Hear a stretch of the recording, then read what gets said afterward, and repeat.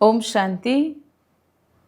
आजिर अव्यक्त महावाक्य 29/3/26 पुनरावृत्ति 25/10/9।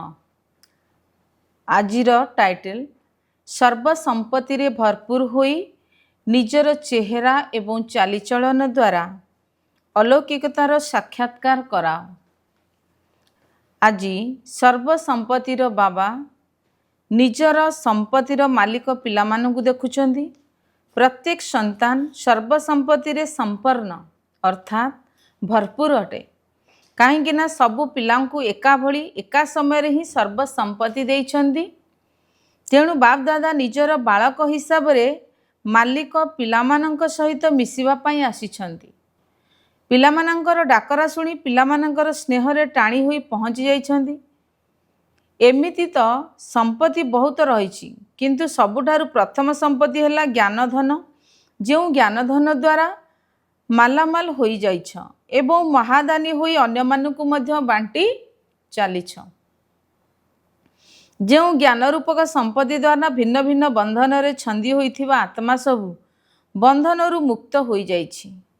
तुमे माने बंधन युक्त रु बंधन मुक्त हो जाइछ। एहा सहित जोग अर्थात स्मृति रूपक संपत्ति जहा द्वारा अनेक गुड़िए शक्ति प्राप्त करिछ। सेहीपरि धारणा द्वारा सर्वगुणर अनुभूति अर्थात संपत्ति मिलिछि।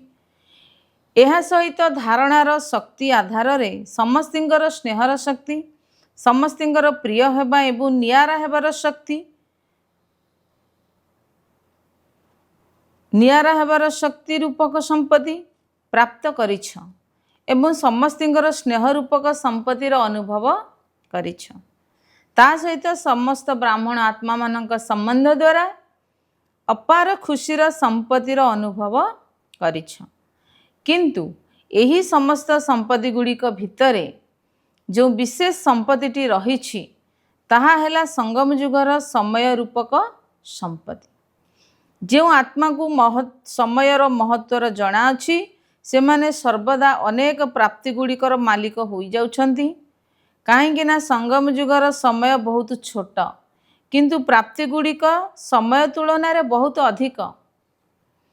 संगम युगर सबुठारु श्रेष्ठ रु श्रेष्ठ प्राप्ति हेला स्वयं भगवान पिता रूपरे, शिक्षक रूपरे एवं सद्गुरु रूपरे प्राप्त हेउछंती। अच्छा, आजिर वरदान निजर श्रेष्ठ मनोवृत्ति द्वारा शुद्ध वातावरण सृष्टि करुथिबा सदा शक्तिशाली आत्मा भव। जो माने सर्वदा निजर श्रेष्ठ मनोवृत्ति रे स्थित रही थांती से माने जे कोनोसी प्रकार वायुमंडल रे बा भाइब्रेशन रे टळमळ होई परिबे नाही। तेबे मनर बुद्धि द्वारा ही वायुमंडल निर्माण चली थाए। यदि तुमर वृत्ति श्रेष्ठ होइथिबो तेबे वायुमंडल मध्ये शुद्ध होई जिवो। कई वर्णना करि थांती जे कौन करिबी, वायुमंडल तो यही परि अटे। वायुमंडल कारण मोर मनोवृत्ति चंचल होई गला।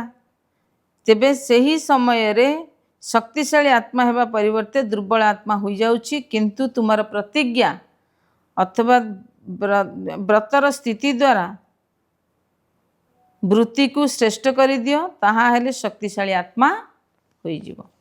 स्लोगान निजे गुणमूरत होई समस्त को गुणमूरत करवा ही महादानी अटे। अव्यक्त इशारा निश्चयर मूलदुआ को मजबूत करी सर्वदा निर्भय और निश्चिंत रुह।